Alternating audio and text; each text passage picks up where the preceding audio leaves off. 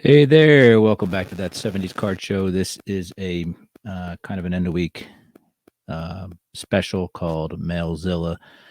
Been away for about a month from home, kept ordering cards like an idiot, but last night I got home late and got to see the cards I ordered, and I am going to share them with you here.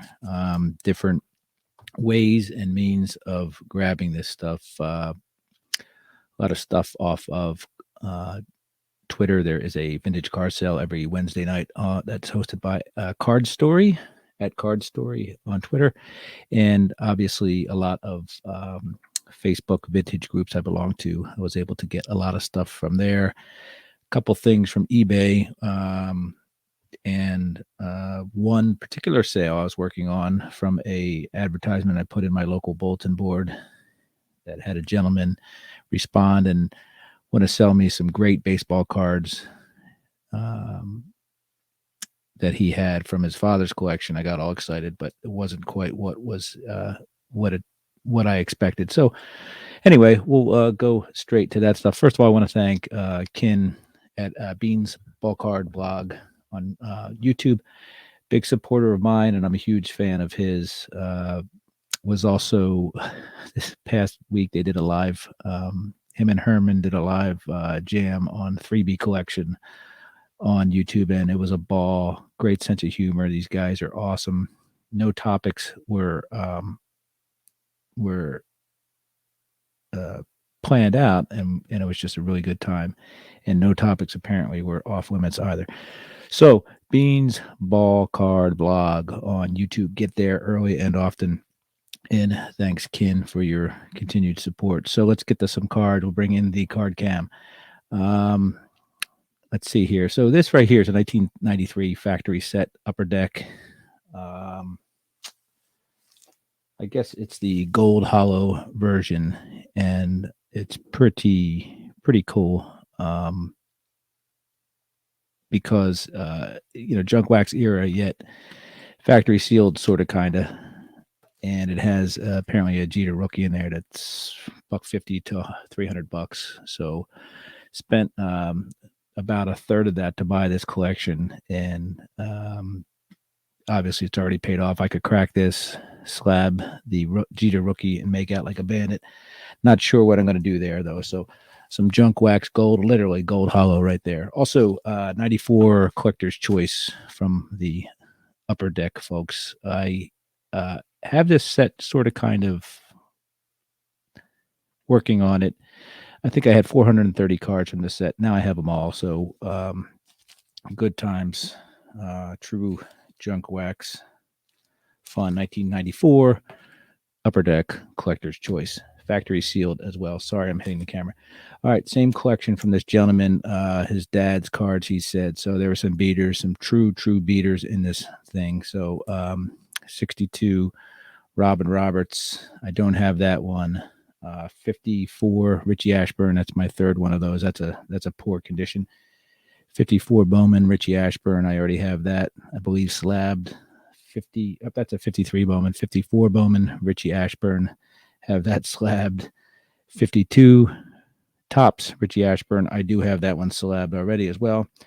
And a 52 Robin Roberts Tops. I did not have that card. And a 54 Bowman Robin Roberts. I did not have that card. And of course, a 33 Gowdy Ruth, which on the back of it, not sure whether you could see, but it says $175.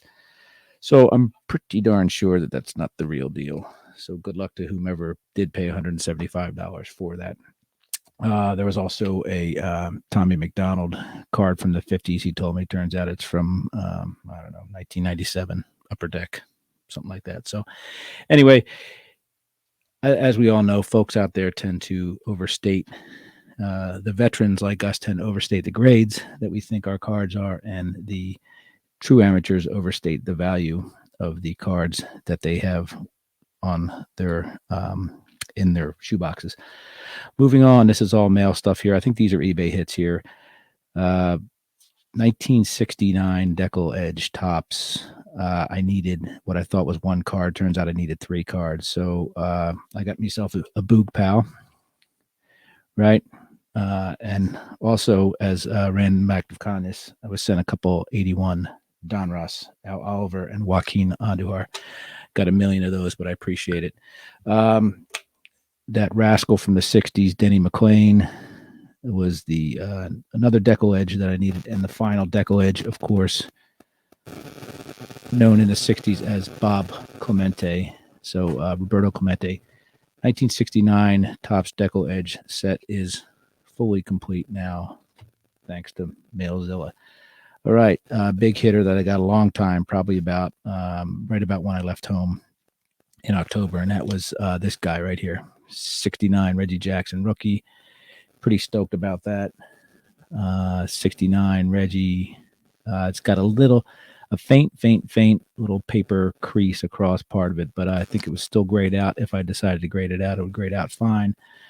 Haven't decided what I'm going to do there. Not sure. So got myself a Reggie. That's probably the last Reggie I need, I think. I think I pretty much have everything from 69 all the way up to the late 80s in the main sets. 19, whoop, sorry about that. 1961 home run leaders from 1960. Happy with that. That's got ourselves a Roger Maris and Mickey Mantle and two other guys. I don't have my glasses on. Sorry, everybody. 1963 Fence Busters, Henry Louis Aaron and Ed Matthews. 1969 Fifth Series Checklist featuring Mickey Charles Mantle. And part of this lot also, I think, these cards I showed you plus these next two were part of the same lot. 58 Willie Mays, pretty good condition. Probably just south of excellent, but great shape nonetheless. And a card that I've been looking at for a while, 54 Jackie Roosevelt Robinson. Happy about those pickups. Yay me. Guy that I've ignored for far too long. There's actually two guys coming up here that I've ignored far too long, and a set that I've ignored far too long. 54 Bowman Bob Feller. Don't know whether you can see that okay, but let me get in there maybe. So that's a 54 Feller, the heater from Van Meter, I think it is, in Iowa. This guy pitched a bunch of games in his rookie year, and then he went to his senior year of high school. Best teeth ever in the major leagues. And think about this. This is before corrective procedures like braces, but this guy had the best smile of anybody in major league history, bar none.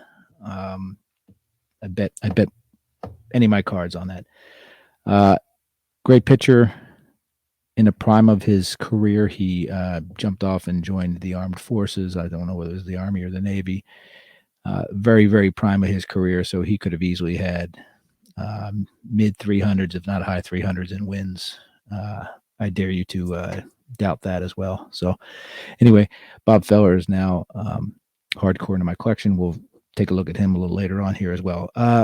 Another guy that is the greatest hitter of all time. Now, I've stated that there's the greatest hitter in my lifetime. That's Henry Louis Aaron. But there is no doubt in my mind that Teddy Ballgame, is the greatest hitter of all time. If you look at his baseball reference stuff, it is undeniable. This guy, he said, "Hold my beer," and he went to two different wars and was a true hero in the airplanes, the cockpits of World War II, as well as the Korean War. So Teddy Ballgame, 56 Teddy Ballgame there. That is a 3.5. I'm okay with the 3.5. And a 57, which is a 4. So off center, that's okay. I like that card anyway. Teddy Ballgame, true American hero, greatest hitter ever. This man hit against guys that actually wore gloves and not oven mitts. And he played the majority of his career in an integrated Major League Baseball, which none of those guys could say. Cobb, Wagner, Ruth, Gehrig, DiMaggio played a little bit, but none of those guys could hold a candle to this cat right here. So Ted Williams, you heard it here very prominently that he's the greatest hitter of all time. The greatest hitter of my lifetime is, of course, Henry Louis Aaron, and I am unabashed in saying that as well. Just in case any of you folks thought that I hear a lot of chatter right now about, so that's a 55, right? 55 graded out as a 3. In case any of you guys doubt Top's ability to be lazy, it's not a recent phenomenon. We've seen it. We saw it in the 60s. Carl Yastrzemski's first 5 cards featured 3 portraits. 60 and 61 the same, 63 and 64 the same. So they've been doing this for a long time, and there's his 56, same picture, right? And then, of course, his rookie card 54. So Topps, there's no reason why they needed to repeat Hank's first 3 cards, have the same picture, and on top of that, they put a Willie Mays in there too, obviously, which is crazy. So Topps, lazy since 1950s at least. A card that I did not seek, but it sought me. I was in negotiations. I saw a deal on a Sandy Koufax, 55 Sandy Koufax, and negotiated for a while, and I couldn't pull the trigger. It was a pretty decent quality. I think it was a 4. And the gentleman, was asking a good price, but since I wasn't looking on the card, it wasn't on my hit list, I didn't pull the trigger. This guy pops up a couple days later, and I figured after 3 or 4 days negotiating a 4, I'd go for the 1.5, which does have a stain on the top there. It's a 1.5. Obviously, didn't have the stain to be a lot better, but that's the story of our card life. Anyway, I'm happy with the 1.5 Sandy Koufax rookie card. I now have that. So that's that. Again, sometimes they come find you. You don't go looking for them. So proof is in the pudding. 53 Topps Bob Feller. That's a 2.5, but look at those teeth. Look at those chompers, huh? So great pitcher, always smiling. I am going to be going hard on Bob Feller real soon here. Kind of broke the seal with the 53 Topps and the 54 Bowman. All right, so there's Mount Rushmore of cards, and we could probably agree that Hannes Wagner T206 is on there. Mickey Mantle's a close second, 52 Topps. I say the 89 Griffey is in the third slot. These are cards that changed the way we do things so far. Now, I'm fortunate to have that 89 Griffey, and I think the 4th card on that list, for no other reasons as that it's a beautiful piece of art, is the 53 Bowman color Pee Wee Reese. Great card. Doesn't really need me to explain it because I'm not very eloquent, but great card. Got it in a 4. Been chasing this card for a very long time. I was in negotiations with one fella over this card for essentially twice what I paid for this, and then this pops up a couple days later. So obviously I cut off negotiations. It was an eBay thing over there. This one I think I got off of Facebook or something. So anyway, been after this a very, very long time. The 54 Pee Wee or 53 Bowman color Pee Wee Reese. Why do I keep saying 54? Probably because that big old 4 staring at me. But gorgeous card, great player. Helped integrate the game. If Jackie Robinson hadn't had Pee Wee's approval, probably would have been a lot tougher road for him to toe. So I got to me one of those cards now. All right, so this is my Donnie Moore Ralph Branca card. This is the one that I had and I let get away. I've spoken about it before. I bought the card in a slab. I want to say it was a PSA 6 back in the late 90s. As I stopped collecting baseball cards and started collecting credit cards, I sold. This is one of the few cards, or probably the only card, or the first card I ever actually outright sold. And I doubled my money, which was great. This was probably 2007. But imagine this card in a 6 now. It's nowhere near completely different stratosphere from what I sold it at. So anyway, this is the 53 Topps Leroy Satchel Page. Okay. This is an SGC Old Slab 3. And it's a pretty good card. There's no markings or anything on the back. I'm pumped. Love it. So this is my go back in time and correct an error. I paid less than what I paid, or about the same as what I paid for the original 6. But again, that original 6 was 24 years ago, probably. So happy with this. Happy to have Satchel back with me. I could probably reslab this if I wanted to, but I'm good with it. So anyway, that's Mailzilla. Hopefully it was everything I thought it was going to be. I know I'm very happy and very excited about it. So I'm going to go get a couple of their friends from the bank, take a little group holiday picture, and then everybody goes back to the bank tomorrow morning. So thanks for watching. Of course, I can be, my podcast is That 70s Card Show, which is on platforms everywhere.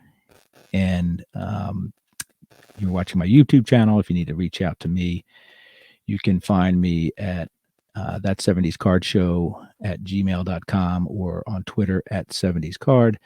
I will be having an episode coming up this weekend, and I hope everybody continues to enjoy collecting and enjoy their collection. Take care, everybody. Have a great weekend. Thanks for watching. Bye.